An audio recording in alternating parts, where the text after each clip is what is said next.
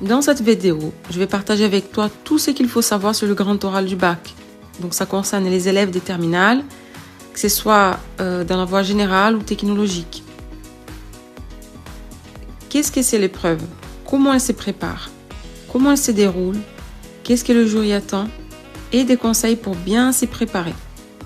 Pour qui ne me connaît pas, je suis Miss Lucie, ici sur la chaîne de Miss Lucie Tom. Je suis prof d'anglais dans un lycée.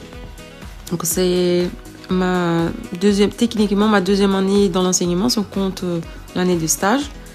Donc je ne suis pas très expérimentée, mais je fais une recherche pour partager avec toi dans l'actualité 2026 tout ce qu'il y a à savoir pour le grand oral.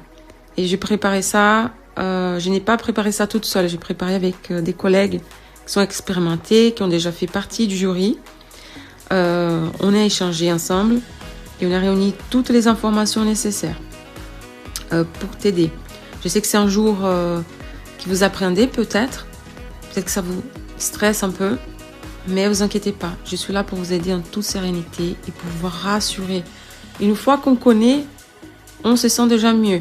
Donc j'espère que à la fin de cette vidéo, tu vas pouvoir souffler, dire ouf, maintenant je sais à quoi m'attendre, je peux me préparer en toute sérénité. Je sais que ce n'est pas une année facile. Courage, je suis là avec toi. Allez, on va commencer par qu'est-ce que c'est le grand oral? On va parler des objectifs et le sens de l'épreuve. Alors, l'objectif principal du grand oral est d'évaluer ta capacité à prendre la parole en public, d'accord? Et de façon claire et convaincante. Donc, ça veut dire que tu vas exposer un sujet, tu vas structurer une argumentation et convaincre un jury. Donc, c'est ça qu'ils veulent, ok? Mais c'est pas seulement de l'éloquence.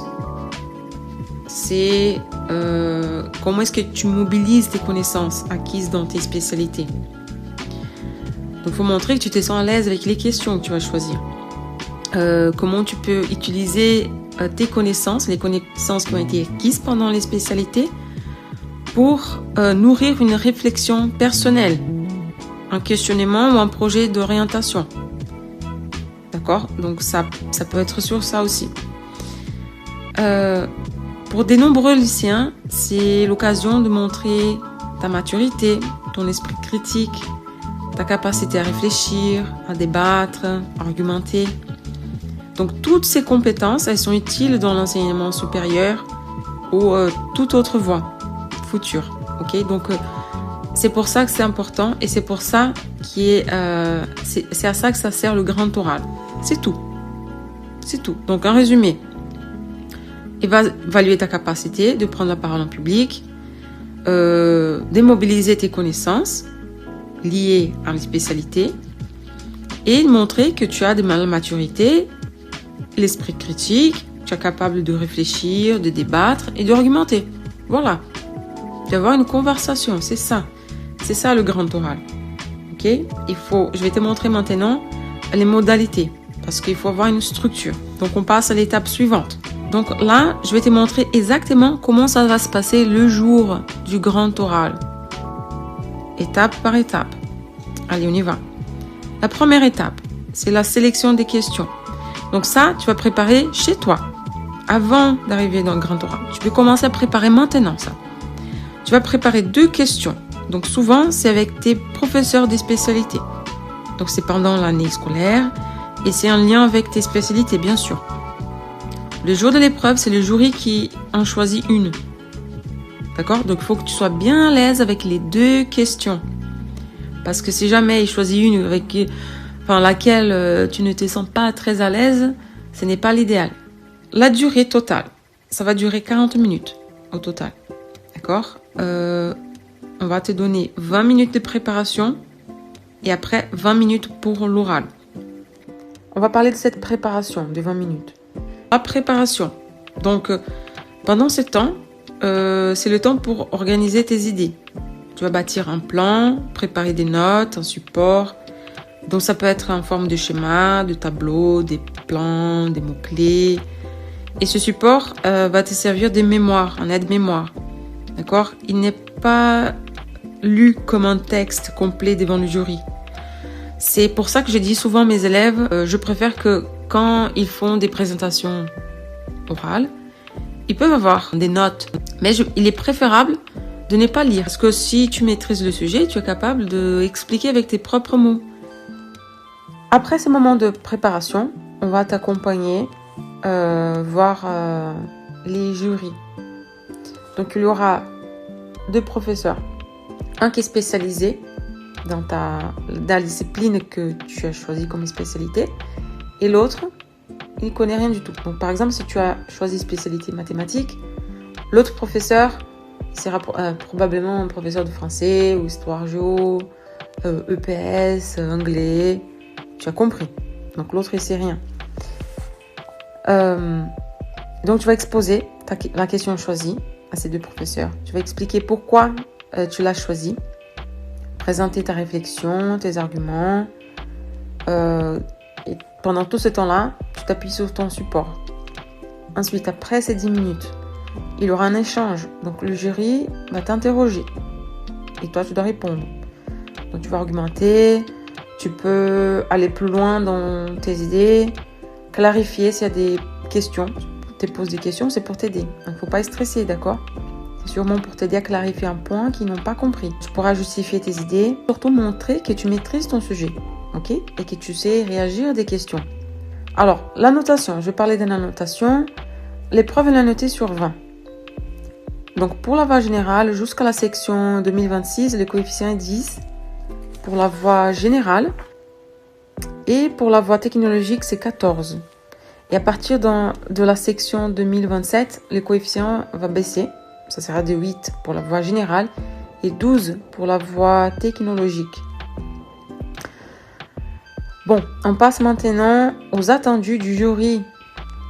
Sur quoi le jury t'évalue? Les critères d'évaluation. Donc, il ne va pas regarder seulement si tu connais bien ton cours. Ce n'est pas ça. Il va évaluer plusieurs aspects de ta prestation orale. Donc, voici. La première, c'est la qualité de l'expression orale. La clarté, la diction, l'articulation, l'aisance, ta capacité à captiver l'attention. Ensuite, les structures et fluidité du discours.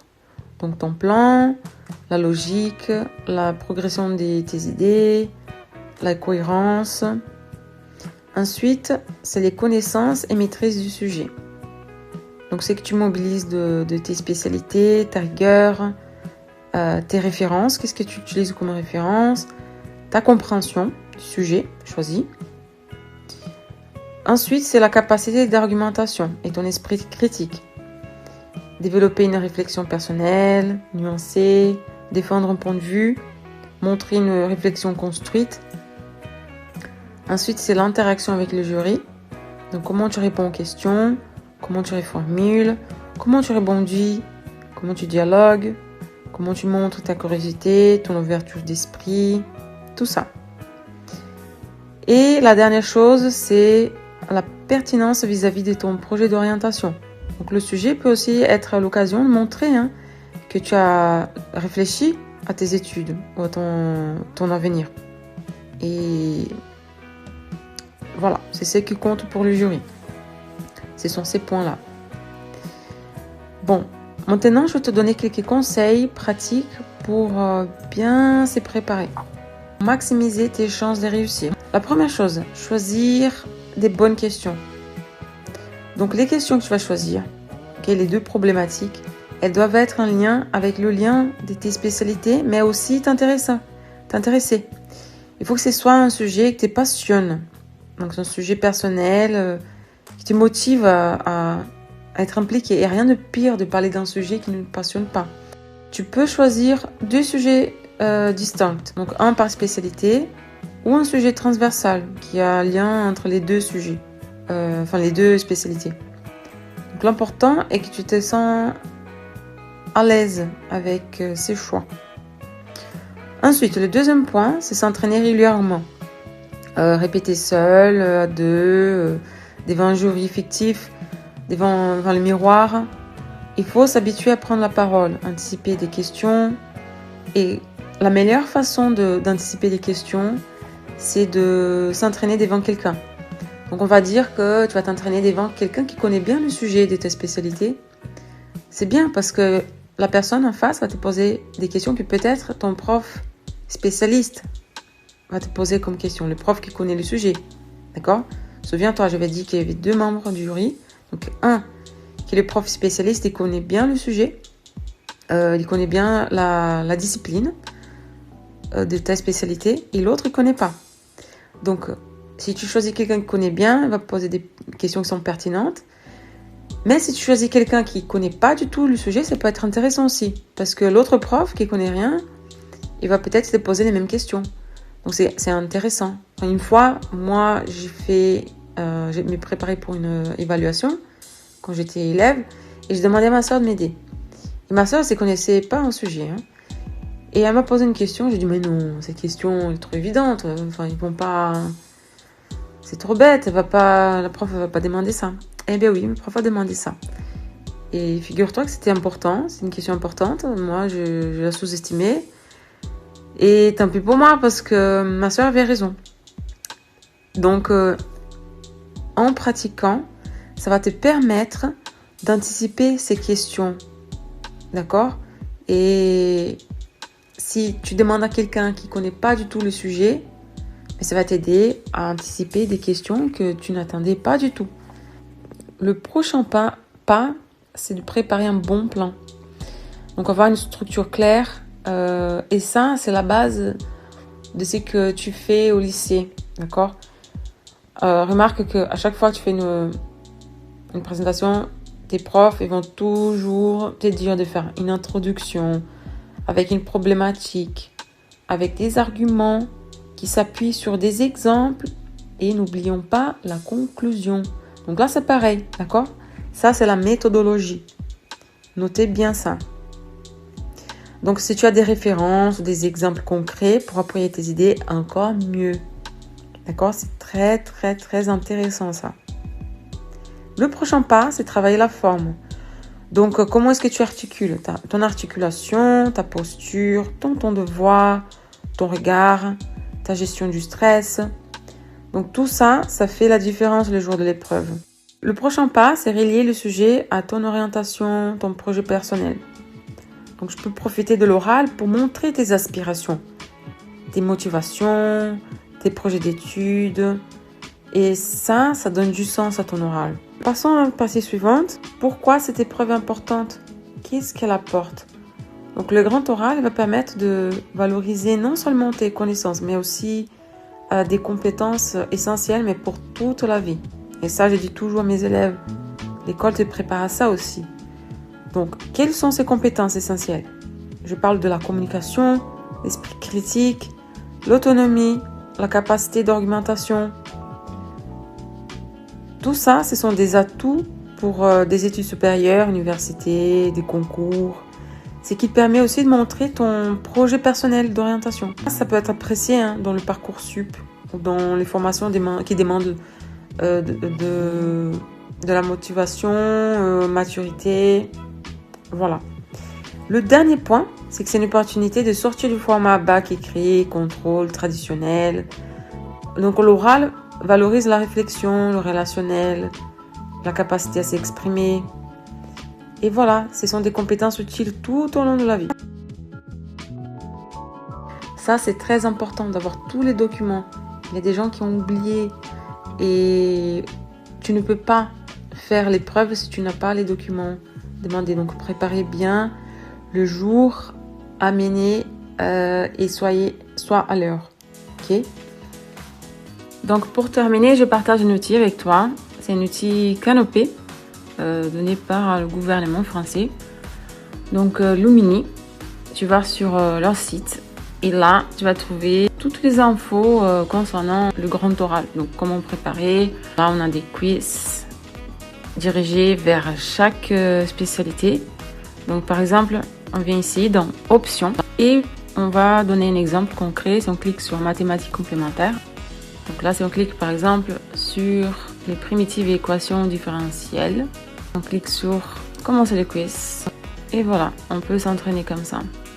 Ensuite, là, c'est pour la partie de présentation, le ton, le regard, comment se positionner devant le jury. Donc on a des petits tutos pour se préparer, se présenter. Pour la prochaine vidéo, je vais partager avec toi un calendrier des préparations type pour bien te préparer au grand oral. Donc quand commencer, quand s'entraîner, quoi répéter. Et ça va servir pour organiser ton année. À la prochaine!